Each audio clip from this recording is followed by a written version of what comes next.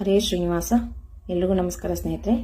ಇವತ್ತು ಪಕ್ಷ ಮಾಸದಲ್ಲಿ ದಿನನಿತ್ಯ ಹಾಕುವಂಥ ವಿಷ್ಣುಪಾದ ರಂಗೋಲಿಯನ್ನ ತೋರಿಸ್ತಾ ಇದ್ದೀನಿ. ಪಕ್ಷ ಮಾಸದಲ್ಲಿ ಪ್ರತಿನಿತ್ಯ ಈ ರಂಗೋಲಿಯನ್ನ ದೇವರ ಮುಂದೆ ಹಾಕಿದ್ರೆ ತುಂಬಾ ಪುಣ್ಯ ಲಭ್ಯ ಆಗುತ್ತೆ. ದಿನನಿತ್ಯ ವಿಷ್ಣುಪಾದವನ್ನ ದೇವರ ಮನೆಯಲ್ಲಿ ಹಾಕ್ಬಿಟ್ಟು ಒಂದು ತುಪ್ಪದ ದೀಪವನ್ನ ಹಚ್ಚಿಟ್ಟು ಶ್ರೀ ವಿಷ್ಣುಪಾದ ಸ್ತುತಿಯನ್ನ ಪ್ರತಿನಿತ್ಯವಾಗಿ ಹೇಳಬೇಕು. ವಿಷ್ಣುಪಾದದೊಳಗಡೆ ಯಾವ್ಯಾವ ಒಂದು ಭಗವಂತನ ಚಿಹ್ನೆಗಳನ್ನ ಬರಿಬೇಕು ಅಂತ ನಾನು ತೋರಿಸ್ಕೊಡ್ತೀನಿ.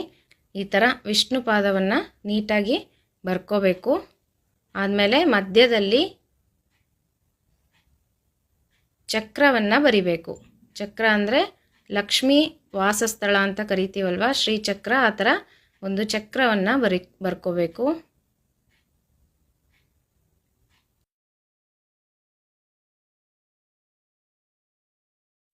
ನೋಡ್ರಿ, ಈ ಥರ ಚಕ್ರವನ್ನ ಬಿಡಿಸ್ಕೋಬೇಕು.